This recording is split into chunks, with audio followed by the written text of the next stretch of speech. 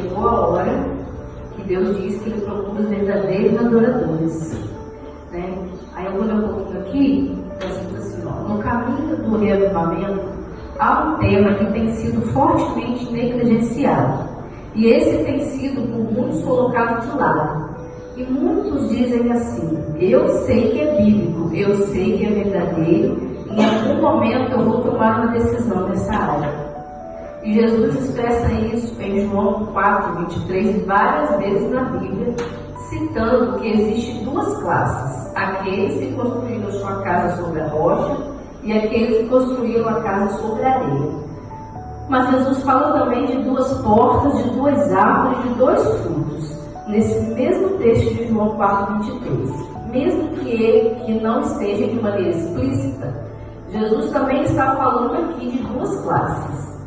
Vejam, não haveria necessidade de Jesus falar que Deus está procurando verdadeiros adoradores se só existissem verdadeiros. O fato dele dizer que Deus está procurando os verdadeiros adoradores é porque existem também os falsos.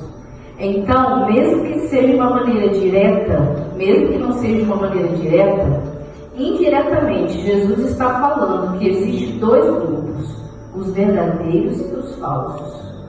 É possível estar na igreja curando, pregando e profetizando e ser um falso adorador, porque falsos adoradores na Bíblia não é quem está fora da igreja. É possível ser um falso adorador mesmo estando dentro da igreja. Por isso o Pai diz que está procurando os verdadeiros adoradores. E hoje eu quero conversar um pouquinho com vocês sobre um aspecto da adoração a Deus que às vezes pode estar sendo negligenciado por nós. E tem algumas coisas que nós precisamos entender sobre a adoração. A primeira coisa que eu e você temos que entender sobre a adoração é aonde acontece a adoração. E talvez este seja o ponto mais importante quando se fala sobre adoração. Entenda, a adoração não é o que acontece no banco da igreja. A adoração não é o que acontece no microfone e nem no púlpito. A adoração é o que acontece no meu e no seu corpo. Então, mesmo que eu e você estejamos na igreja e nada esteja acontecendo no nosso corpo, não houve adoração. Eu frequentei a igreja, mas a adoração é algo que acontece em mim e em você. Então, se eu venho para a igreja e na hora do louvor eu não abro a minha boca para cantar, a minha adoração ela não aconteceu. E se eu venho para a igreja e a minha mente está tão aérea que eu não presto atenção em nada, a adoração também não aconteceu, porque a adoração acontece no nosso corpo.